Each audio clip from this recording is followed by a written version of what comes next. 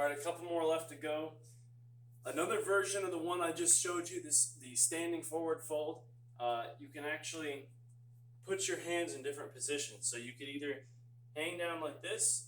You could maybe cross your elbows, right? Cross your arms to kind of get more of a pull on the upper back. Or for the shoulders, this is what I tend to do. You can actually interlace your fingers behind your back, right? So clasp your hands together and you're kind of pulling up and around in that backwards shoulder movement as you do this. It's a little bit more intense on the upper body while you're doing it, but still the same things apply.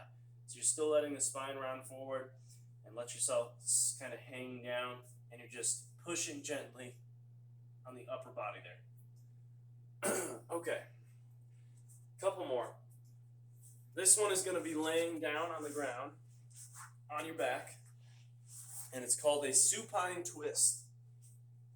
Okay, so this one is for the spine mainly, and then a little bit also for that IT band, the same one that we stretched in the pigeon stretch, if you remember.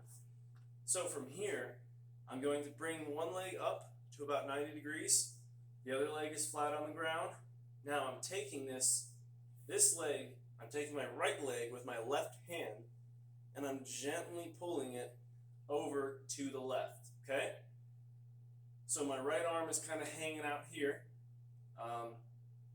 You might feel a stretch in the chest or shoulder from that too, but the idea is to pull this across, to twist the spine gently, right?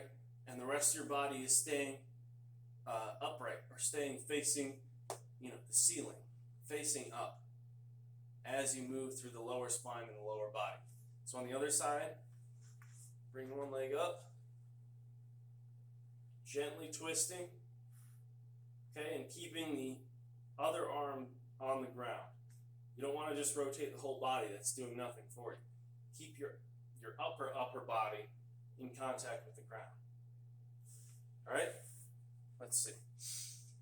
Okay. The tall saddle is next. We've done a couple saddle positions. This one is literally just sitting like this. Sitting on your feet, knees bent, letting yourself relax into the position. For me, this is a front of the ankle stretch, 100%. It's something that I feel like I could sit in for a very long time, and it's going to be very hard to get out of. But I think it's beneficial just because I still feel the stretch. So a lot of people neglect those small muscles, remember. But this one, you can do other things too. If it's very comfortable for you already, then either you don't need to do it as much, or you can focus on things like your breathing, right? So from here, right, trying to breathe through the nose, through the mouth a little bit. Kind of depends on what your preference is. I actually prefer to breathe in through the nose and out through the mouth. Right? It's a classic. Other people will tell you just everything through the nose. But anyway, my point is, if it's comfortable for you, you can just sit here, relax, feel yourself get deeper into the stretch, and over time, you can focus on other things too. So from here, two more. Thread the needle. This is another one for upper body. This is for the shoulders. So it's very similar to the stretch you might have seen before. It's like a track stretch, right? Where you get across the chest with both arms like that. Similar feeling. Now what we're going to do, get down, stomach on the ground. We're going to lift up a little bit so that we can reach one arm to the side. Right. Okay. So this is kind of the position that we want for thread the needle. Now, this is one way to do this. You could do one arm at a time. You just want to stay kind of upright. You don't want to lean too far, otherwise you're defeating the purpose.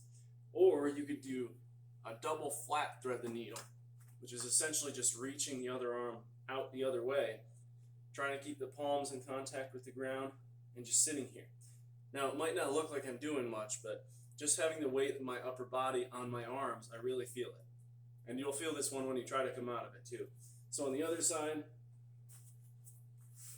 we're reaching and either staying straight or reaching with the other arm as well. Palms flat, trying to stay somewhat upright. when you come out of this pose too, make sure you do it slowly enough. And you're rolling onto the down arm a little bit so you can get your up arm free, and then you can get everything else out of the pose. One more. It's one more for the upper body. We're going to say twisted cross. Now that's for the chest and the shoulder area. Again, this is a single arm pose, single side. We're going to start in the same position as we did for thread the needle. But this time, I'm going to put one arm down flat like this, out to the side, about 90 degrees. I'm going to take my other hand and I'm going to almost do a push-up with one side. So I'm rotating, pivoting on this shoulder joint, on this right shoulder joint here. So this one, pushing gently up, rotating the rest of my body, kind of away from that shoulder, right? Or towards the shoulder, but away from the arm, or rotating the shoulder outward. Okay? So on the other side, left arm out, right hand down like this, like you're going to do a push-up. Gently push. And I'm keeping the shoulder kind of in contact with the ground.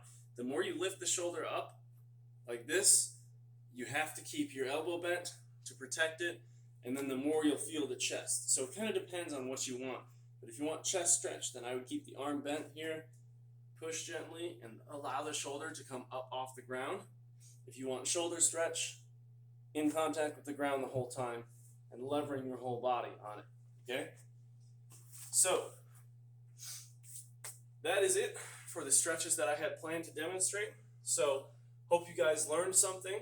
I'm going to have timestamps, like I said. Hopefully, this might be in a couple parts too, because it's going to be a pretty long video. But I wanted to get these demonstrations out for clients so that there's no confusion with this stuff and that you have something to come back to anytime you forget how to do a stretch or maybe you're trying something new. So feel free to access this list anytime and ask me in the comments if you have questions, please. Other than that, I will see you guys in the next video, which will be either doing types of cardio, it might be, yeah, some more complicated types of cardio machines. I'll also be doing videos on working muscles in isolation with different exercises. I'll be doing one on powerlifting stuff and variations, general physical preparedness, so conditioning stuff, strongman, body weight. I got a lot of things planned, guys, okay? So stay tuned, more to come, and I will catch you later.